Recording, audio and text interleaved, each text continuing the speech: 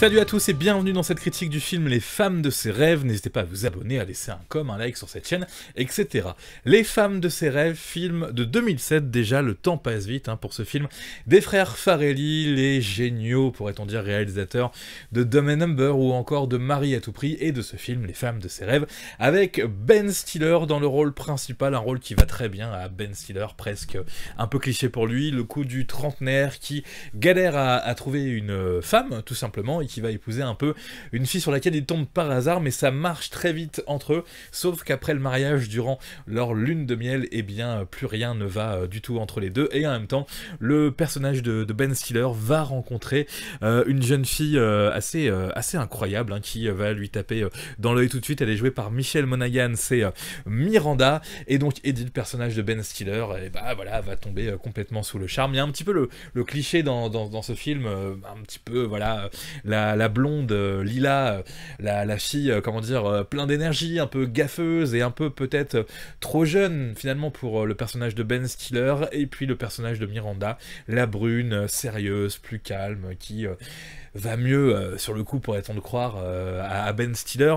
Tout ça va rebondir dans tous les sens avec des tonnes de quiproquos quand évidemment Miranda va découvrir que finalement Ben Stiller, qui elle a un petit crush, est en pleine lune de miel du côté du Mexique. Forcément ça va créer un froid dans tout ça, et il va y avoir plein de rebondissements suite à cette petite aventure qu'a pu avoir Eddie avec Miranda pendant sa lune de miel. C'est pas le meilleur film des frères Farrelly, mais c'est sympa, je trouve. Je l'ai revu donc il y a pas longtemps, et j'arrivais pas à le dater dans ma tête comme ça, et quand j'ai vu 2007, je me suis dit, ah oui, finalement le film est plus vieux que ce que j'aurais pensé, donc il a moins mal vieilli au final. Je pensais que c'était quelque chose de 2012, non, c'est 2007. On est déjà malheureusement dans un Ben Stiller qui est un peu, je dis ça entre guillemets, vieillissant. C'est un petit peu, je trouve, la fin de ce Ben Stiller gaffeur, drôle.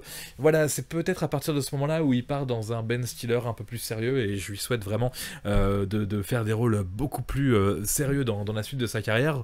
Donc c'est pas le meilleur Ben Stiller, mais ça reste sympa, c'est potache, il y a des gags un petit peu faciles comme ça, et puis voilà, il y a cette petite romance entre le personnage de Eddie et Miranda qui est hyper intéressante, donc je recommande un petit peu ce film, même si vous l'aurez compris, c'est pas le meilleur Ben Stiller, et c'est pas le meilleur film des frères Farrelly. Juste un petit coup d'œil sur la filmographie de Ben Stiller depuis 2007, la date de ce film. Je regarde en même temps parce que ça m'a frappé en rematant ce film. Je me disais, mais que devient Ben Stiller finalement, et je vois qu'il a pas forcément fait de projet au cinéma depuis 2017.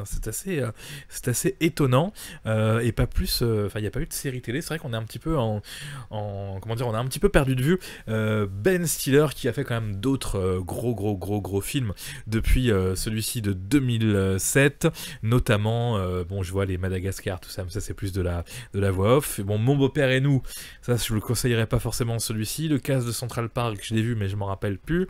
La vie rêvée de Walter Milty, voilà, ça c'était le film de Ben Stiller en 2013. Il a refait Une nuit au musée. Il y a eu Zoolander 2 qui a été une forme de d'échec, il faut le dire. Donc c'est vrai qu'aussi, voilà, depuis La vie rêvée de Walter Milty et le dernier La nuit au musée, ça date respectivement de 2013 et 2014, plutôt de nouvelles de Ben Stiller, qui est quand même un formidable acteur, je trouve. Voilà, c'était la petite critique de ce film Les femmes de ses rêves, même si c'est parti après sur la fin, petit débat sur la carrière de Ben Stiller, petit débat que j'ai fait tout seul.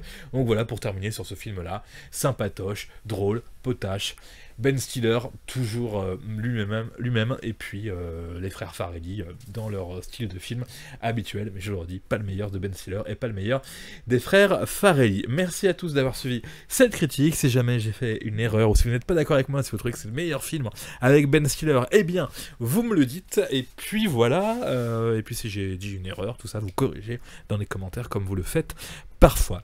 Et je termine avec ça, j'adore cette actrice, Michelle Monaghan, je l'ai pas dit, c'est l'actrice qui joue la femme de Tom Cruise dans la saga Mission Impossible. Alors elle n'est pas dans tous les Missions Impossibles, mais c'est vrai qu'elle est, j'imagine, surtout beaucoup connue pour ça, et elle est très sympa, elle est, enfin je trouve c'est une très belle femme, mais très chic, ou je sais pas comment dire, mais c'est-à-dire qu'elle est très naturelle, quoi, voilà. Bon, bref, c'est parti en débat sur Michelle Monaghan, c'était peut-être pas ce qu'il fallait faire. Allez, au revoir.